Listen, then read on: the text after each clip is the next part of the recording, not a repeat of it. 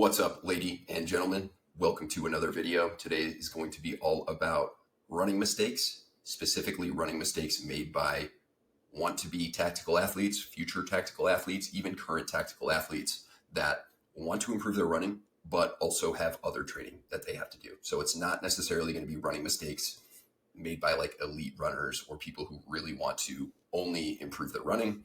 It is more centered around those training for selection or those training for an Army fitness test or a military fitness test or a military school or something along those lines. So your goals are to not just get good at running, but also get good at other things, build strength, build muscle, build stamina in non-running things like rucking, become more durable, stay uninjured, get more mobile, improve your calisthenics, whatever it may be, also known as a hybrid athlete, which is getting a lot of hate these days, but I've made several videos on why it shouldn't get that much hate. But either way, we'll just call them tactical athletes who are not looking to be elite runners, but looking to improve their running to a measurable degree that they actually feel good about. So I'm going to get into the top 5 overall training mistakes. Some of them have to do with running. Some of them have to do with other training like lifting that can potentially interfere with your running. Before we hop into the video, if you don't mind taking a moment to subscribe to the channel, really helps me reach more people and therefore help more people. If you like what you hear in the video, once it's all said and done, go ahead and leave a like, comment, whatever you find appropriate to help the channel grow and help me reach more people. That would be greatly appreciated. Just to reiterate, as we go through this, just keep in mind this is not necessarily for elite runners, although elite runners, higher level runners do make some of these mistakes. It is more centered to those who are looking to improve their running as part of their overall fitness development. First mistake is too much time in the gray zone or gray area, or another way of saying this would be your easy runs are too hard, and because of that, your harder runs aren't hard enough, or your easy runs are too hard and you're able to hit your paces in your harder runs, but the RPE, the rate of perceived exertion, the intensity required to hit those paces is higher than it should be. For example, if you are one of those people that likes to stick to a certain zone 2 pace or long run pace, lots and lots of different problems with that. Tons of different factors are going to affect your ability to hit certain paces every single day, regardless of what type of run it is. But your zone 2 runs should be run at a certain intensity, not a certain pace.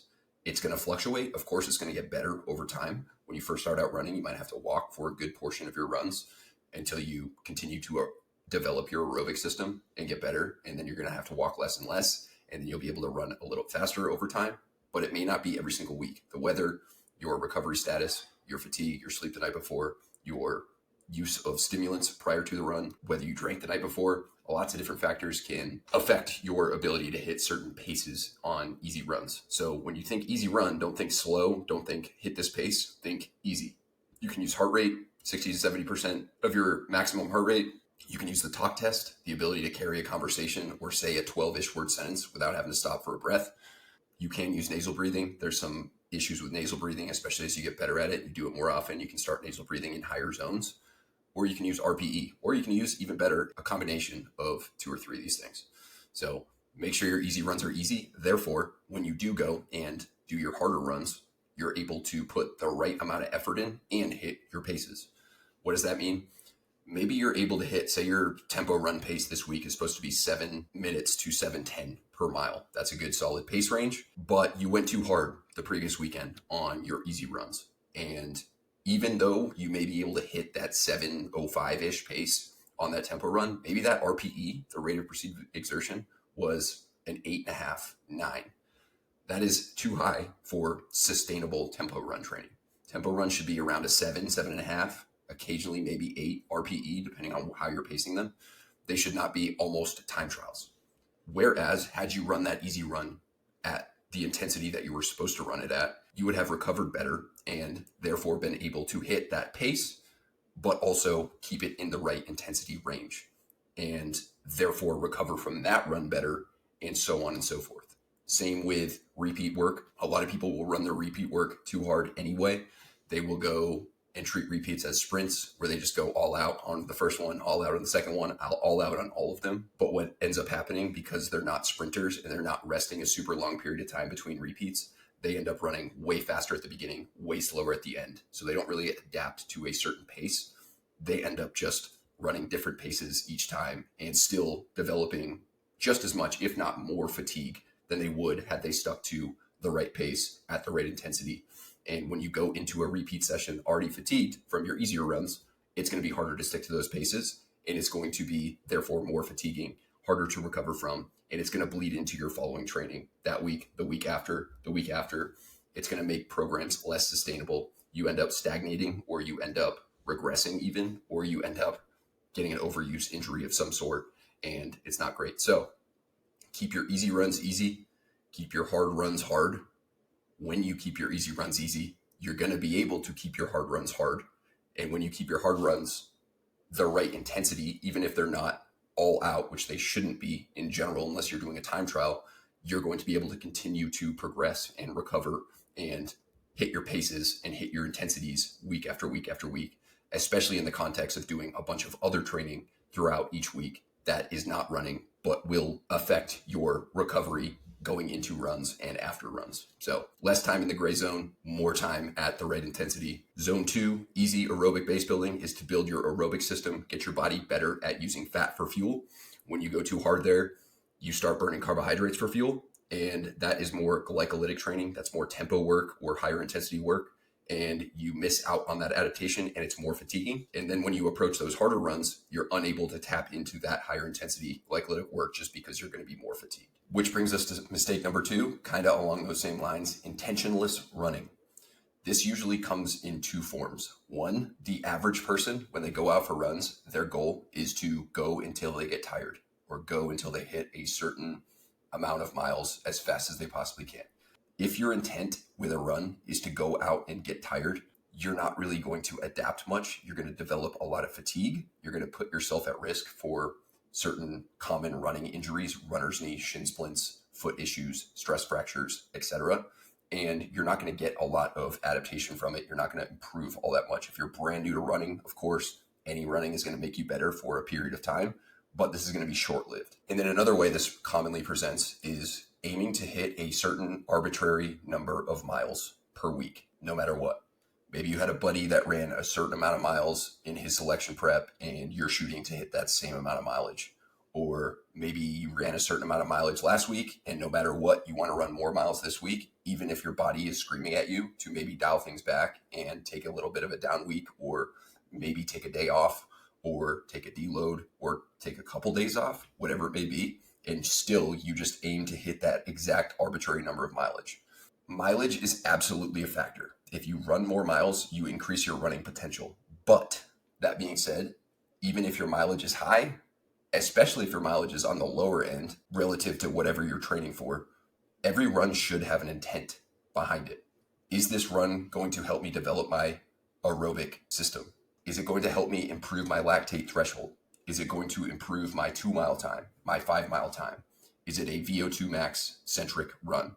If there's no intent behind your run, you are probably better off almost always not doing it. And along these same lines, recovery runs for most people that are in this population, non-high level runners, especially if you don't have immaculate running form and lots of running experience, going out for recovery runs, most people end up having to recover from the recovery run because running is just inherently an eccentric and high impact activity. So it causes more muscle damage than something like an easy bike or an easy swim or something non-impact like that. Additionally, most people, especially type A personality individuals, go way too hard on their recovery runs. So they go into zone 2, even though zone 2 is not very intense and not super fatiguing. Your goal with a recovery run is to facilitate recovery. It is not to add something else to have to recover from. So for most people, almost everyone, I suggest not doing recovery runs. If you want to do something that facilitates recovery, most of the time you're better off either taking the day off, going on some light walks, eating plenty of food, hydrating, getting great sleep. Once in a while, some people, higher level individuals, can get away with certain non-impact recovery style activities in like a zone 1 heart rate, high zone 1, maybe crossing slightly into zone 2, but unlikely. You're better off usually just sticking to zone 1. Your goal is to just get some blood flow down there, get your heart rate up a little bit, but not so much that you're actually doing an aerobic development run, because that's just going to require, even though it's easier to recover from, it's going to still require more recovery, and you are completely defeating the purpose of your recovery run. So make sure that you have an intent behind every single run. Whether you're following a program, you have a coach, you likely have good intent behind your run. But if you're doing your own run programming, always ask yourself, what is the purpose of this run? Is it just to go get tired? Is it just to hit an arbitrary number of miles that you heard was the right amount of miles, or that your buddy did, or that someone told you was required to go and be successful at whatever you're training for? If it's one of those things, then you're probably better off not doing it. Mistake number 3 is drastic mileage increases week to week. A lot of people are outspoken about the 10% rule, and the 10% rule can have some merit to it, but it does not scale well. Just to define it real quick, essentially what it means is you increase your mileage by 10% each week as you continue to build your mileage as you progress with your running training. But if you think about it, at lower mileage, say first week, maybe you run 5 miles, next week, 5.5, the following week, 6, a little over 6. Those are very, very tiny increases, and it's going to take you a while to even get to like 12 miles per week. So it doesn't really scale well at lower volumes. You could absolutely increase your volume by a little bit more than that early on. But on the other hand, if you get up to 50 miles a week, one week you run 50 miles, the next week you're running 55 miles, the following week you're running 60.5 miles, that's a 10.5 mile increase in 2 weeks, which is a little bit steep for most people, unless of course you've already been up in that 60 range and maybe you went back down, you had a deload week or something like that, and you go back up to it, that's more appropriate. But if you're just building up, that is going to be way too high of an increase, way too drastic of an increase. So the 10% rule works okay between like 12 and 25-ish miles per week, but thereafter, you're going to want something different. Additionally, I like to program for most people using duration, especially for any run other than repeat work. I like to use distances for repeats, but for tempo work or longer duration work, I like to use a time domain rather than a distance domain, just for psychological reasons. A lot of people get wrapped around the axle with certain distances and hitting arbitrary distance in a certain amount of time, a certain amount of mileage. Whereas if you're just focused on duration, this week your long run is 60 minutes, next week it's 65, the following week it's 70, etc.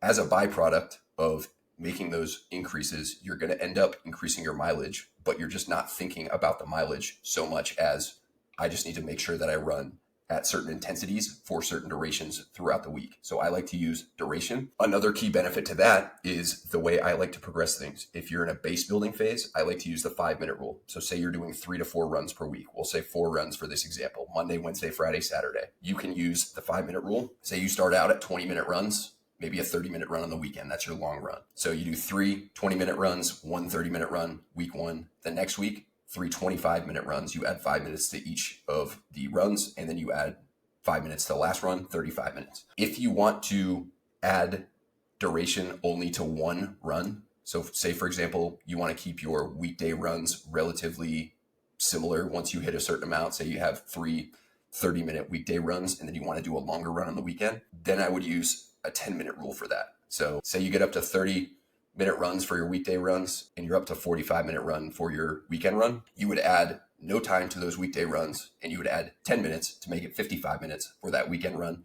and so on and so forth. There's a little bit of nuance and gray area there. You probably could get away with adding 5 minutes to another weekday run and 10 minutes to a weekend run.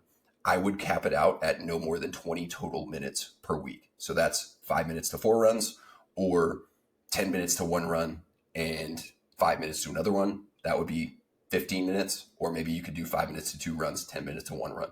That will keep you from increasing too much, especially in a base phase, but it's also just a lot more scalable and very, very, very simple. And it also gets you in the mindset of using duration rather than distance. Once you're past your base phase, then things get a little bit more nuanced. What I usually do is I'll add for repeat day, I'll add 200 to 400 meters of repeats. Or if they're longer repeats, say I'm doing 800 meter repeats, 5 by 800 is this week's repeat session. I'll do that for 2 weeks in a row without making any changes. The runner can aim to get a little faster or be more consistent with their repeats, but no changes to the duration.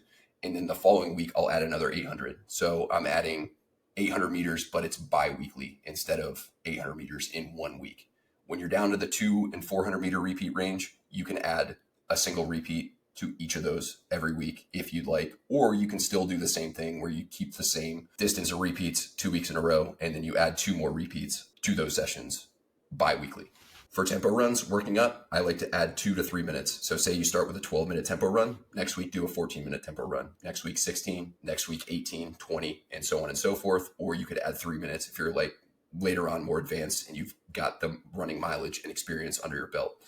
And then finally, for long runs, which still belong in a running program even after your base phase, 5 to 10 minutes per week. So last week, maybe you ran 70. This week, you run 75 or 80 minutes on your long run. So those are pretty rudimentary ways to increase, but they absolutely will help you not be super drastic with your volume increases. And they're usually just more practical than the 10% rule and easier to follow, and will keep you honest and progressing and healthy.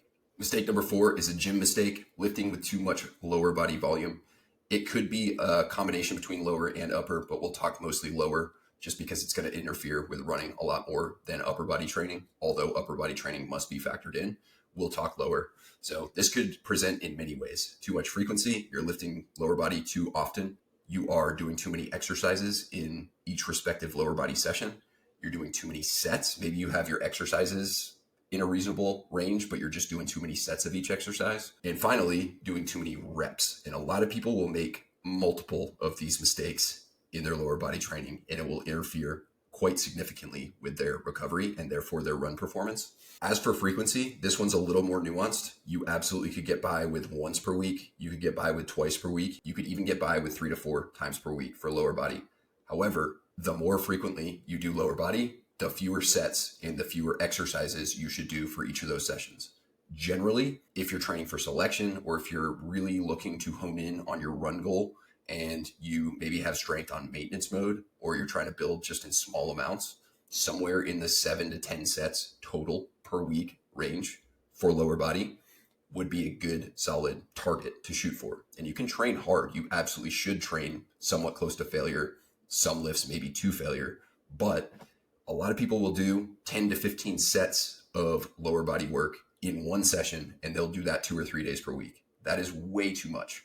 You are going to significantly interfere with not only your running ability, but also your lower body gym gains if you're doing way too many sets, if you're doing 20 plus sets per week. Along the same lines as exercises, if you're doing too many lengthened overload movements, like lots of stiff-legged deadlifts, lots of super heavy squats, and other things that overload the musculature, the leg musculature in the lengthened position, you also are going to create more fatigue. Yes, those movements are definitely something to still include, and they're more effective than short overload movements. For example, short overload for the quads would be a leg extension. Short overload for the hamstrings would be a lying hamstring curl. But they absolutely should not be all of your lower body training. You absolutely should have a few main lifts that prioritize the lengthened position, and then you should have a bunch of accessories that are usually more shortened bias. So just something to consider. It's going to be less fatiguing that way, less soreness inducing, and easier to recover from, and therefore less interfering with your run progression. The next two, too many sets or too many exercises in the training session. Again, if you are doing 4 or 5 or 6 different exercises, even if you're only doing 2 or 3 sets of each of them, that's going to be way too many sets in a session. It's going to be way too fatiguing for someone with this goal. Or if you're doing maybe only a couple exercises, but each of them are 5 or 6 sets, still going to be quite fatiguing. Of course, you can reduce the intensity if you're training for mainly strength and you're training in like the 75 to 85% of your 1RM range or 7 to 8 RPE range. There are cases where more sets can be effective just to help you build that skill in the neurological component of strength. However, always take into account that doing more sets, especially if they're harder sets, past a certain point, sure, if you weren't running, it may help you build some more muscle, but it's going to create more fatigue, potentially more joint stress, potentially more mental fatigue, and all of that combined week after week after week on a consistent program absolutely will become a factor in your run progression and recovery. So just things to keep in mind. And finally, reps, rep range. One of the biggest myths that I see, and even some high-level runners do this, they think that if they do higher reps in the gym, A, it's safer, B, it's lower fatigue, C, it's going to translate over because muscle endurance. And yes, doing higher reps of, say, squats, stiff-legged deadlifts, etc., will absolutely improve your muscle endurance, but muscle endurance is specific. So doing high rep squats is going to make you really good at doing high rep squats. Doing high rep stiff-legged deadlifts is going to make you really good at doing high rep stiff-legged deadlifts. It's not going to translate over well to better running muscular endurance. In fact, another myth, a lot of people think high reps are less fatiguing. If you're training close to failure, high reps are going to be more fatiguing than a lower to moderate 3-ish to 8-ish rep range will be. So you're going to not really improve your muscular endurance for running, and you're also going to add overall systemic and muscular fatigue, and you're going to deplete your glycogen stores a lot more because higher rep training in the gym will require more glycogen stores than lower rep training because of the energy system, the glycolytic energy system that it biases. And therefore, all of these things combined will result in more fatigue, more interference with your run, and less run progress, and also most likely less gym progress because that fatigue level is just going to be surpassing your actual capability to stimulate, recover, and adapt. So let's recap. Whether you're doing 1 leg day, 2 leg days, 3 leg days, somewhere in the 7 to 10 sets per week range, 2 to 3 exercises per leg session. You don't necessarily have to do leg day. You can do full body training days where you put legs in throughout the week, but should be like at the most 3 to 4 sets per exercise, usually down in that 2 to 3 range, unless of course you're trying to get better at a specific lift like a squat, then maybe higher on the sets, but a little lower on the intensity. Then finally, you want to keep things in the 3-ish to 8-ish rep range, occasionally with some short overload exercises like a leg extension or a calf raise or a leg curl. You can go a little higher than that, 10 to 12 rep range, totally fine. But always remember that that muscle endurance work that you think you're doing to help your running is just making you better at high rep lifting, and it's detracting from your running because of the fatigue that it's going to cause. So train for strength in the gym, train for endurance with your actual running, and you're going to be good to go. And the last one is not tactical. It's more of a mindset mistake, expecting drastic improvements. Unless you're brand new to running and you are pretty much untrained and you're just getting into a running progression program, you're not going to make these big leaps and bounds changes week to week or even month to month. If you're already a somewhat seasoned runner and you're going into a 10-week running program, for example, my 2 and 5 mile program, say you're running a 37-minute 5 mile and you're hoping to get down to a 32-minute 5 mile in 10 weeks, that's not realistic. That's just way too much of a progression to expect. So manage your expectations. As a general rule, when you're just starting out, you can expect progressions week to week. As you get a little bit more advanced, maybe you might see progressions in some things week to week, but other things may stay the same for a couple weeks. As you get more advanced, especially if you're in like a peaking phase and really pushing to prepare for a selection or some other event that requires intentional overreaching with like a peaking phase followed by a taper so that you go in fresh, sometimes you might not even progress week to week. Sometimes you might even be a little bit worse this week than you were last week, a little bit slower or a little bit more fatigued, or your run might be a little bit higher RPE. That is normal, especially during an intentional overreaching phase, or if you're like 3-4 weeks out from selection and you're getting after it and you know you have a taper coming up. It can really mess with people because they think they're not progressing, but what's really happening is their fatigue is masking their current fitness ability. So when you actually taper or deload, if you're in the middle of a program, and allow that fatigue to go down, your fitness levels stay where they're at because fatigue goes away a lot faster than actual fitness progression. Once that fatigue goes away, it's no longer masking your current capability, then you're going to be able to display and realize your actual run potential. But that may not be a week-to-week thing, and it most likely won't. If you're training properly, I wouldn't expect to get faster and faster and faster indefinitely every single week. Even if you are running around the same paces, or even sometimes if you're a little bit slower, that doesn't always mean that you are plateauing or that you need to do some crazy intervention like take a deload week or go and do some crazy sauna, ice bath, massage protocol, or just lose your mind. It might just mean that your fatigue is masking your fitness for a temporary period of time. And eventually, once you do your deload, once you do your taper, once you dial things back a little bit and allow that fatigue to go away, you're going to be a lot better. So managing your expectations, not expecting to make these ridiculously impossible gains and progressions in your run ability, not expecting every single week to just be better and better and for you to feel better and better every single week. Some days are just going to be bad days. Some weeks are just going to be bad weeks. And that's just part of the process. stick to the plan. Of course, if it's a trend, if you start trending like I'm not recovering, or these runs are way harder than they should be, or you start feeling joint pain, or you start feeling a lot of signs and symptoms of the fact that you may be overreaching too far, that is a good time to intervene. But usually, if you just stick it out and follow the program and continue to progress and put the work in and recover well, sleep well, eat well, hydrate well, you're going to end up realizing your fitness gains at some point. So a lot of nuance to that one, but it is very important to manage your expectations wisely. That way you don't drive yourself crazy or do anything drastic and knee jerk that ends up hurting your progress even more or hurting you even more. So that is it. That's the last one. Thank you guys for tuning in. Go ahead and leave a like and maybe even a comment below. And I greatly appreciate your support, and I appreciate you watching, and more to follow. So thanks guys. I'll be back soon with another video. Till then, take it easy.